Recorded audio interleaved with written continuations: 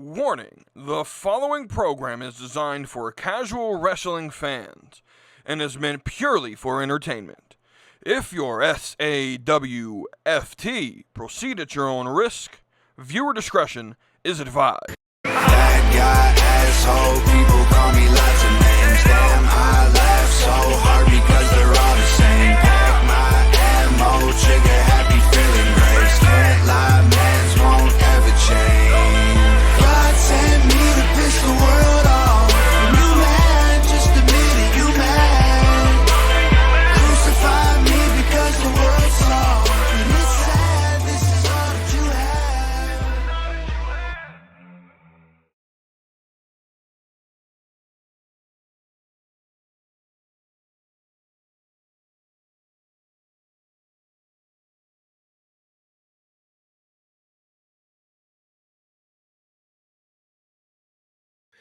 What is up, everybody? It is your boy WETOODEEP, and we are back with another episode of the Slapping Meat Wrestling podcast.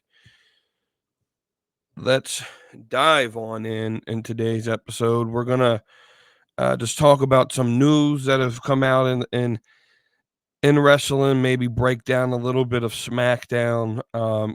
Even though I didn't watch much of it, you know, we'll start there. I'm not a fan of the European tours. Just personally, and it's not even that the shows are bad. SmackDown's pretty unwatchable, but to me, they get even more unwatchable when you add in the constant chanting of the European crowd, the constant sing-along chants that stretch out segments to be right, and a lot of the wrestlers, Cody Rhodes being one of the worst at it, sort of soak in these chants, and it just at some point, right, you have to take control of the show and move on with the segment without allowing the fans to sort of hijack the show. And so that's what I felt this crowd did, especially during that first segment where Cody came out, Randy came out, Drew came out, right? And there was just constant chanting that some of it had zero to do with the actual show. And this is what I said a couple weeks ago with the European tour, that the European crowds are not good crowds because there's an etiquette to being a crowd in wrestling, and that a lot of these fans try to treat it like it's a sporting event like soccer, and they do it to entertain themselves, right? It's not about being a good crowd. It's just they do this to entertain themselves, and in a way it takes away from the performers in the ring, right? But let's just be honest, this SmackDown wasn't anything special.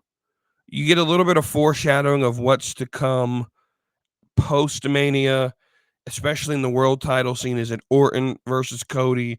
Is it McIntyre versus Cody? Is what happens if Cena wins? And then you get the last little segment, which we'll talk about in with CM Punk getting his main event. We'll talk about that here in a second. You get the Profits versus Pretty Deadly for the titles, in a match that pretty much means nothing. Caden Carter and Katana Chance versus Alba Fire and Piper Niven. Again, a match that really means nothing in the long term of anything. It's been forever since Caden Carter and Katana Chance have been on TV. Zelina Vega showed up with new music, I think during this match, right? And again, just a segment that means nothing. It really showed how idiotic Zelina Vega was to try to do a 3-on-1 attack, which is stupid. LA Knight versus Braun Strowman for the US title. Again, a match that really meant nothing. Ultimately, I think we're going to end up with LA Knight versus Braun Strowman versus Jacob Fatu at Mania, or it's going to be LA Knight versus what appears could be the case. Jacob Fatu said sort of referenced the last man standing match with Braun Strowman. I think the winner of that will face LA Knight at WrestleMania, which I do think will be Jacob Fatu, possibly down the line. That happening. Michin versus Charlotte was a weird match. Though it was a weird match to even have happen. But then you have Naomi come out and attack, right? And then you end up having the match, right? And that's just I don't quite understand it, right? This is just a stupid match. To me, it doesn't really add much to anything. The show itself is just slow, right? It really was the first and the last segment that really people probably cared about, that told the story for WrestleMania. And so that's where we also get during SmackDown, this first thing that I want to talk about. WWE is now inducting matches, or what they call immortal moments, into the Hall of Fame, which I actually, at first I thought it was kind of weird, kind of crazy. But the longer I've thought about it, I think this is a thing, because you need a new gimmick for the Hall of Fame, right? You're at the point where you don't really have a lot of actual people to put in the Hall of Fame at the moment, right? There's still some, but like we're approaching the generation where like the Attitude Era wrestlers are going to be going into the Hall of Fame. And there's not a lot of older wrestlers left. I think it also, as far as like this idea of putting in matches, I 110% think this is a cool idea for the first match to be Brett versus Austin, WrestleMania 13. I mean, it's definitely a memorable moment. Depending on who you ask, could be top 3 greatest match of all time. I don't necessarily have an opinion on it. I do think it's a great match. But I'd have to go back and watch it. But from what I've heard from people who grew up in that era, because WrestleMania 13 was excuse me, what 2000 and or excuse me 1997.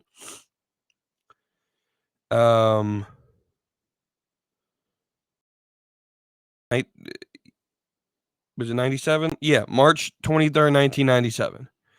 I wasn't even born yet, right? And so a lot of people consider that this could have been the beginning of what eventually became the Attitude Era. I wasn't even born yet. And so this match definitely, if I'd have to go back and fully watch it, but from the clips and stuff, the Stone Cold, blood image of just the Crimson Mask definitely leaves it definitely is a moment worth watching for. And where it ranks as term as like greatest match of all time, I don't have an opinion, because I don't really necessarily watch matches in that way, right? And so I don't hate the idea of putting matches in here. I think you have to be careful with what matches you choose, because eventually you're going to start. I mean, if you put in a match like that isn't universally loved, I think there's enough matches for a few years to put in, right? But eventually you're going to run out of great matches to put in here, and I think this gimmick could get kind of old pretty quickly, right? So the last thing we want to talk about is CM Punk is main eventing WrestleMania with his match against Roman and Seth Rollins. Now, first off, to anyone who understands how to build a card for wrestling, this shouldn't be a surprise, right? And I've seen a lot of people mad because obviously we're going to get John Cena and Cody as night two's main event, right? And I've seen a lot of people mad that either of the women's matches aren't main eventing. But more, I see the Jey Uso stands are pissed. Oh, he won the Royal Rumble. He earned this right to main event. And this is what me and Wavy D were talking about back at Royal Rumble, that we need to take away the marketing of Royal Rumble as you get a main event. It should just be you get a title match at WrestleMania, right? Because ultimately, when you look at this card, when you look at the card and you see the matches that are on the card, and you have to build this, you're not putting Gunther versus Jey Uso as main event of night one over top the three biggest current stars on WWE television, and Seth Rollins, CM Punk, and Roman Reigns. You're just not doing it. That is the money-making card, that the money-making match you put on the billboard, and you go, and that's what sells tickets for night one, right? But here's also the thing. This isn't them saying that Jey Uso is a failure, because I don't think they ever fully purposed Jey Uso to be the main event of WrestleMania. And I said this when he chose Gunther, that it was very hard for me to imagine them putting Gunther versus Jey Uso as a main event when you look at the rest of the names on the card, right? And so I have zero problem with this. If we're looking forward, we're under 30 days. Tuesday is going to be April 1st. And so we're approaching about 20 days. We're 21 days away from night two, 20 days away from night one of WrestleMania. We're approaching 3 weeks away from WrestleMania, right? And you look at this match going into it, I can't see a world in where CM Punk loses this match. I'm just going to be honest, right? I just don't see a world in where CM Punk loses. Now, we'll get into predictions in a couple weeks with me and Wavy D on the Tuesday of WrestleMania week. But I just can't imagine CM Punk losing this match. I'm just going to be honest, right? And I think it's a triple threat because Seth Rollins, the last few years, has been seen as the guy who can take a pin and recover from it the best, whereas Roman Reigns can't afford another loss at a Mania, right? And I don't think CM Punk could necessarily take a pin and recover from it as well, right? So I see this being a place where CM Punk can pin Seth Rollins, and Roman not be a part of the decision. That's my early prediction 3 weeks away. We'll see if that changes in the next 3 weeks. But the Jey Uso stands. Y'all got to realize Jey Uso is not main event material. This match, this story is not main event material. I don't know why you're so pissed for. And for the people who want to come in and I guess you could call them haters. They want to be like, oh, neither of your two Royal Rumble winners are getting a main event. Well, neither of the stories deserve main event. And again, so yeah, WWE has to remove the marketing of Royal Rumble as the winner gets a main event, but excuse me, but rather gets to choose a title to fight for, which I also think is very interesting because you could get someone that's more of a mid-card champion who wins it that decides to go for, like, the US title. I think that can make Royal Rumble a little bit more fun, is having some more having the mid-card guys like LA Knight or something winning a Royal Rumble and choosing the US or the IC title um as a reward for winning, right? I think it should just give you a title shot. It doesn't I don't know why we have to make it the world title, right? Is that, if that makes sense, right? Um I think it makes it a little bit more unpredictable. I don't know. What do you guys think about that? Right. So yeah, I don't get why the Jey Uso fans are pissed off. I honestly don't. Right. When you're talking about star power, the two main events are the five biggest names in wrestling with CM Punk, Seth Rollins, Roman Reigns, John Cena, Cody Rhodes, which will have The Rock involved in some way, shape, or form. I just don't see I just don't see a world where Gunther and Jey Uso overpower one of them as main event. I just don't see a world where any of the women's matches, whether it be Charlotte or Tiffany or the triple threat women's match, where that overpowers any of the current main events, right? None of that has the drawing power of the five biggest names in WWE at the moment. So there's no reason to be mad. Jey Uso, you know, part of me, I'm just going to be honest, part of me is tired of the Jey Uso experiment, and part of me really wants Gunther to retain the title. I'm just going to be completely honest with you.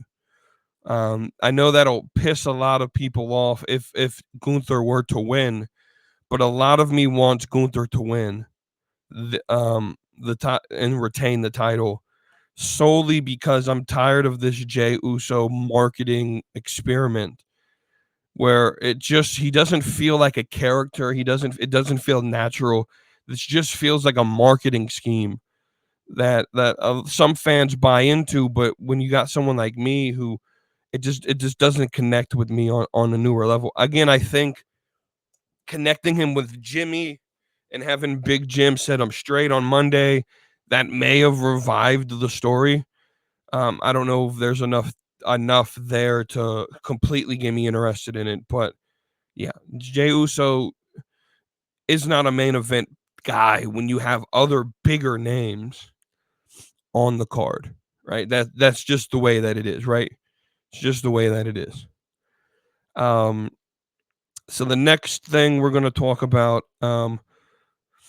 RVD has come out and talked about the John Moxley spike segment and spot in that match a couple weeks ago against Cope.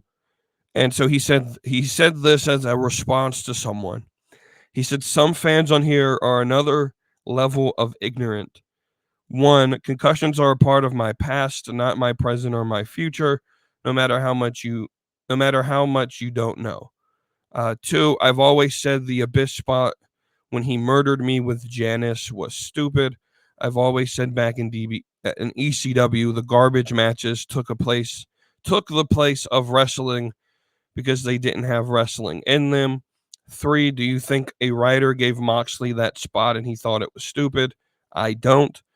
I think you idiots are stupid, especially fans calling me a hypocrite when I'm as consistent as it comes. I didn't have barbed wire matches. I have never bladed in ECW. Y'all are ridiculous for not being able to tell the difference. And so here's my thing. When an ECW original, now granted, RVD didn't do a lot of the stupid shit that we associate with ECW. But when you have an ECW original like RVD come out and say that that John Moxley, that spot is stupid, I think we have to listen to the right. But here's immediately how the AEW fans responded. And then they started trying to fansplain wrestling to a guy who spent multiple decades in the business. And I've never understood this. How these fans can try to sit here and mansplain Bubba Ray or RVD about how wrestling is supposed to work as if they didn't spend 20 years each, or if not more, in the business. I've never understood this, right?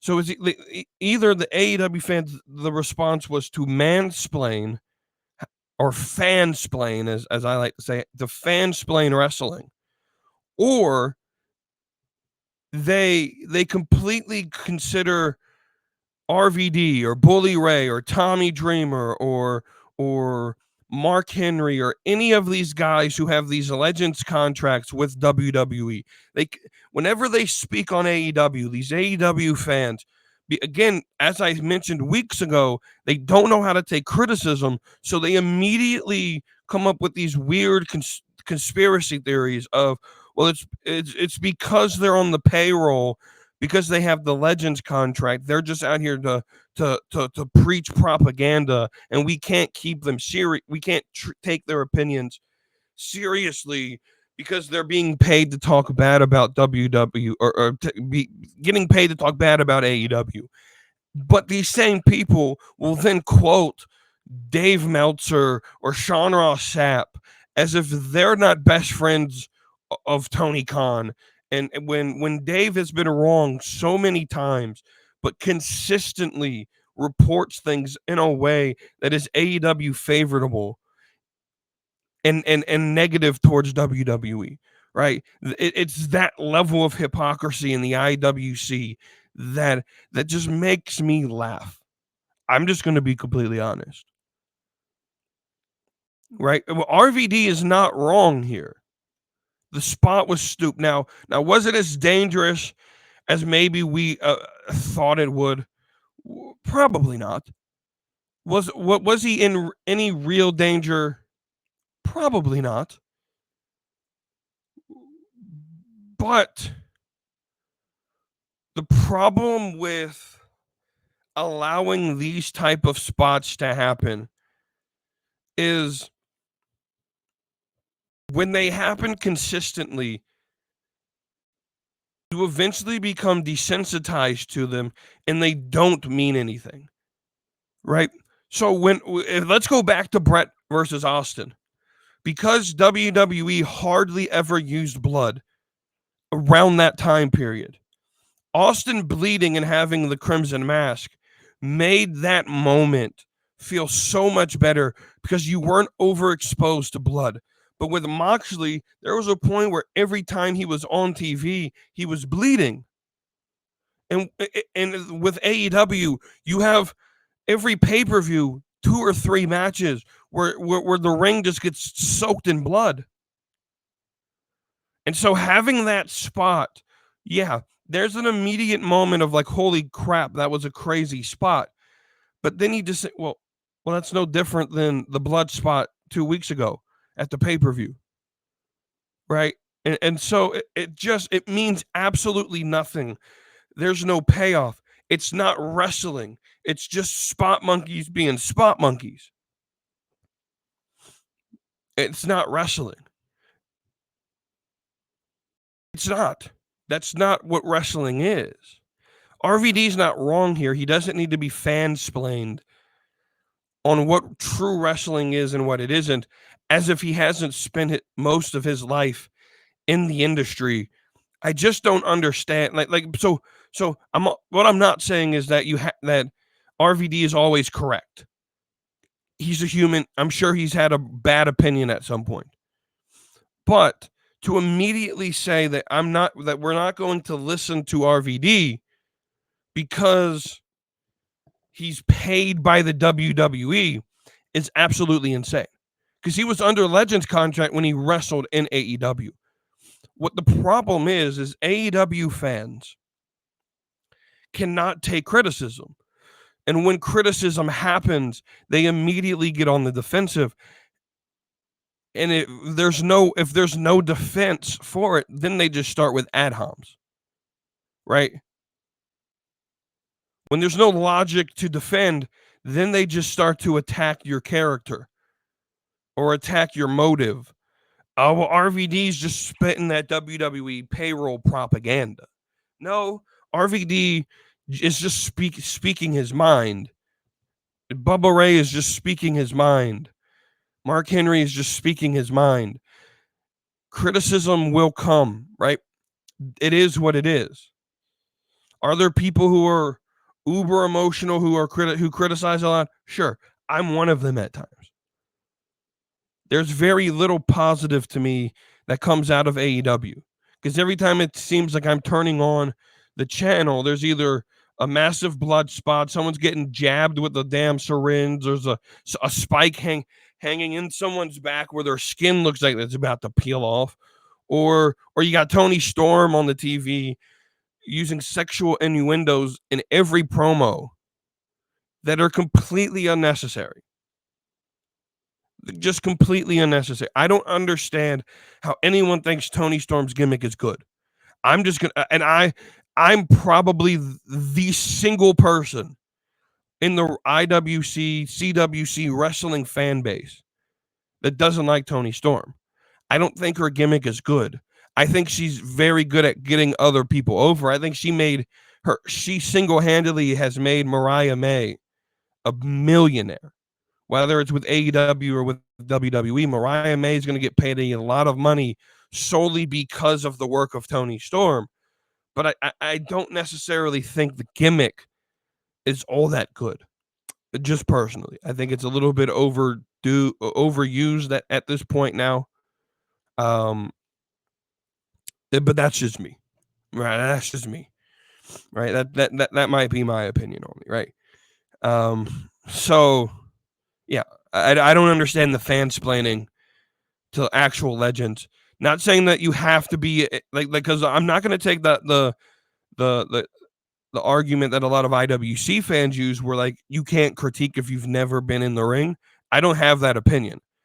But what I do have the opinion of is there are people who have been in the business who understand the business at a deeper level than a lot of us fans do. And when they speak, I listen. And I may think their opinion is stupid, but I still respect their opinion.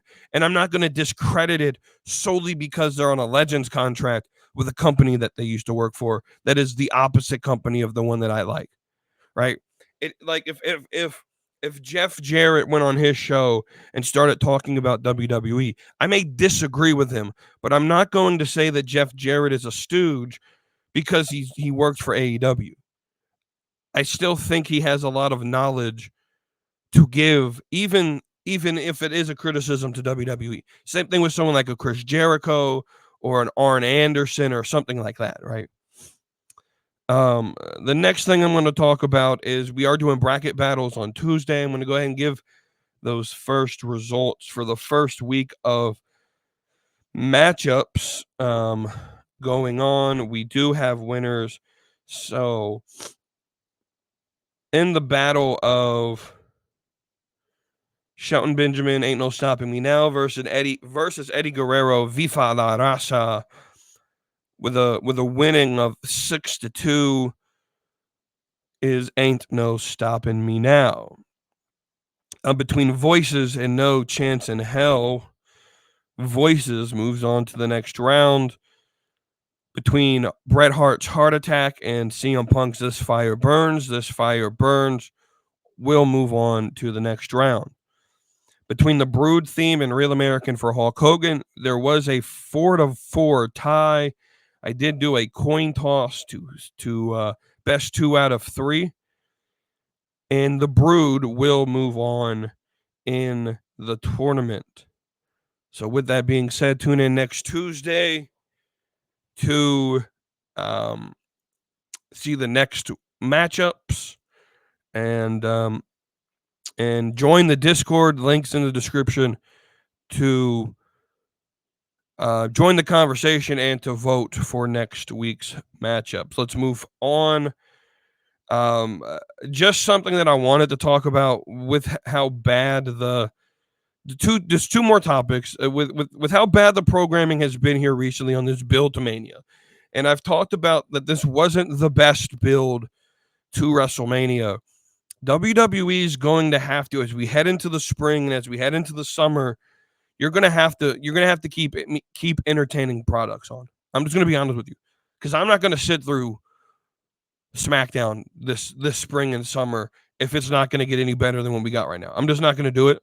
Like Monday nights are fine. I'll watch Raw because it's decent enough to do, but like Friday nights, I'm sorry, it's just not gonna happen. I'm not gonna spend Friday night watching a 3-hour show that's absolutely awful for 90% of the show. I'm just not gonna do it.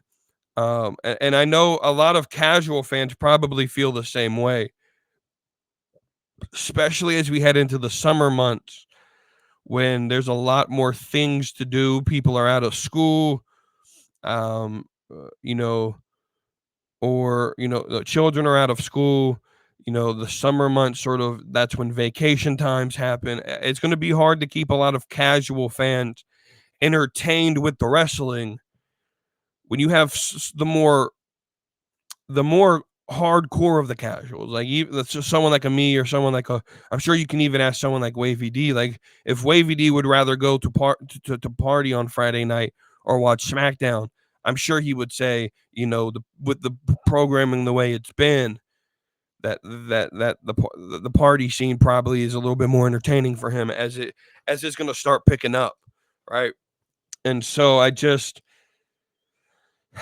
know. I just really feel WWE really needs to pick up their programming because there's not a lot going on post Mania that we can see, and even with the pre Mania booking, like the build to Mania not being the best, I just don't see how you can continue that pattern and keep fans entertained throughout the summer months when there's so much more that can happen.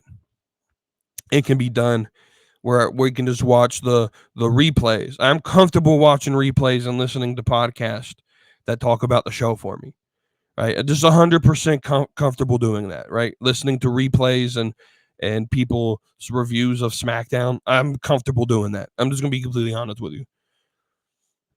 Um, and then the last thing is we really have to. We talk about this a lot in passing. At least I do, and I've mentioned it a couple times on the show. But I really want to have a conversation about these ticket prices.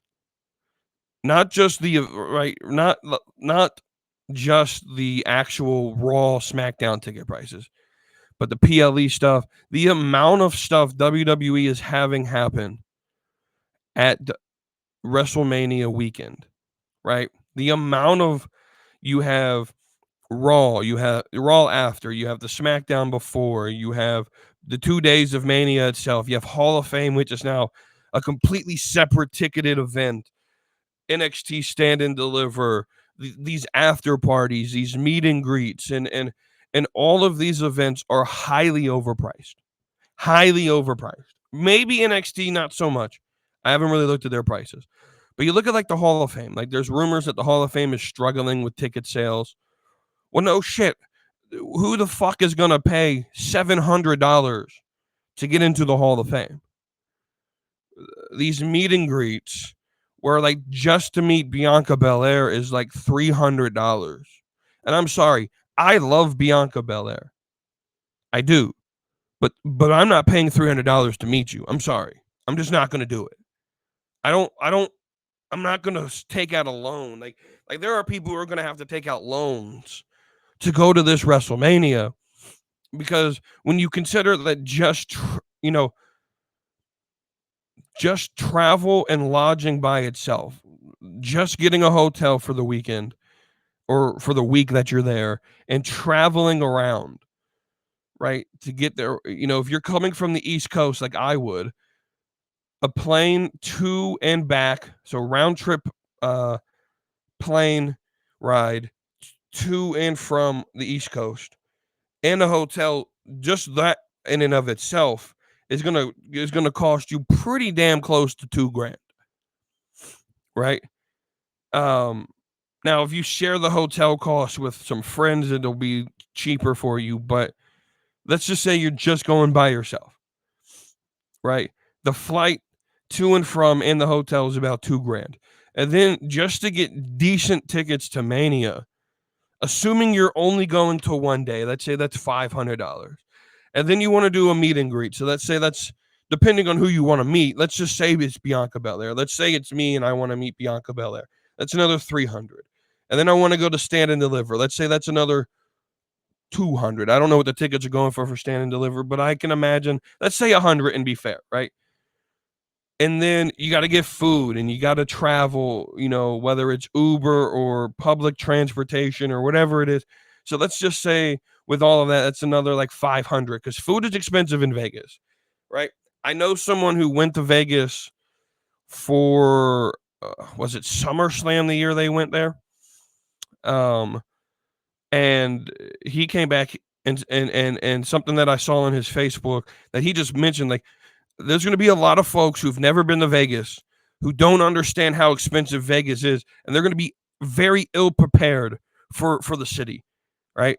It's expensive to go to Vegas, right? And food and all of that is expensive.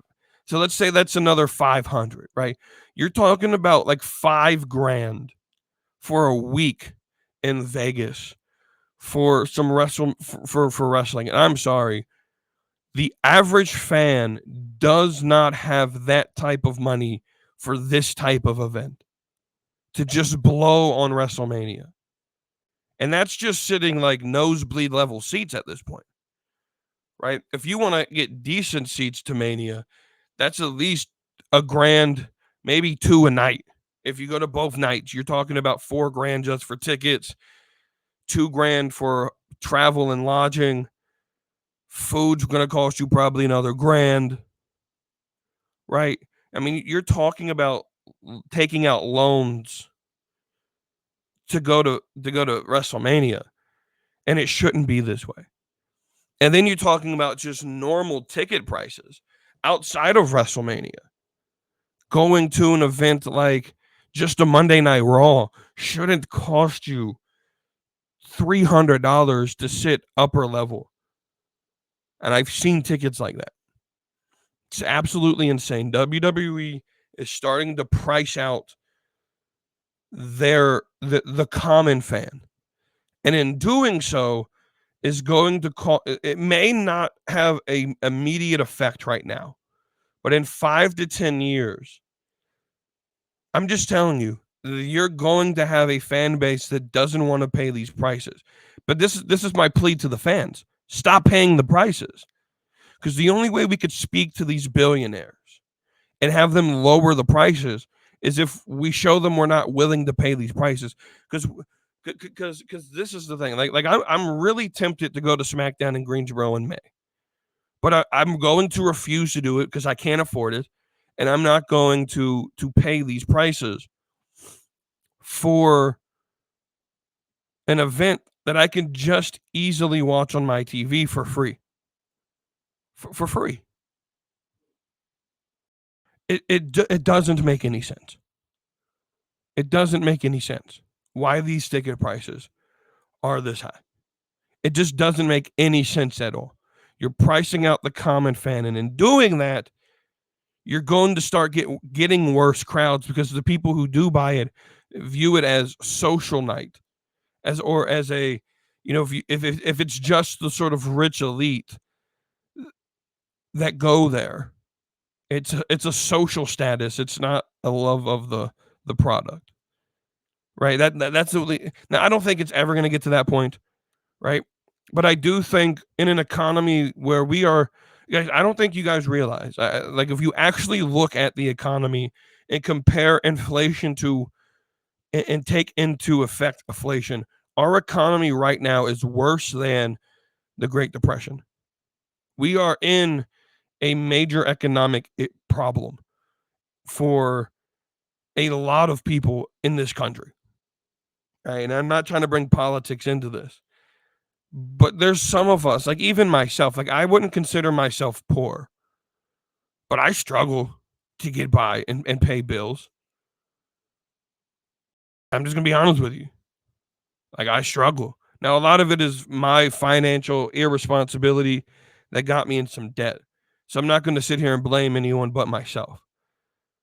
But it's hard to sit here and work. You shouldn't have to work 70 hours a week to survive. And that's what it sort of feels like you need to do to survive. Right. And so I just, WWE, I wish would just take away some of that burden. And a lot of it also is Ticketmaster's fees are insane, just absolutely insane, right? But I do think we need to have this conversation. It's a conversation we really need to have because TKO, the Endeavor Group, are just a bunch of billionaires that do not care about you. I'm just going to be honest. They do not care about you. They just care about the money you can give them. And the more you give them, the more they're going to expect from you. So I think as a fan base, we have to sort of have this conversation of, is it worth paying these prices consistently? Like if we start putting pressure on them by not buying tickets, you see what I'm saying? So that's just where I'm at with that. But other than that, I ain't got much more to say. Thank y'all for listening to another episode of the Slap and Meat Wrestling Podcast. I am WETOODEEP.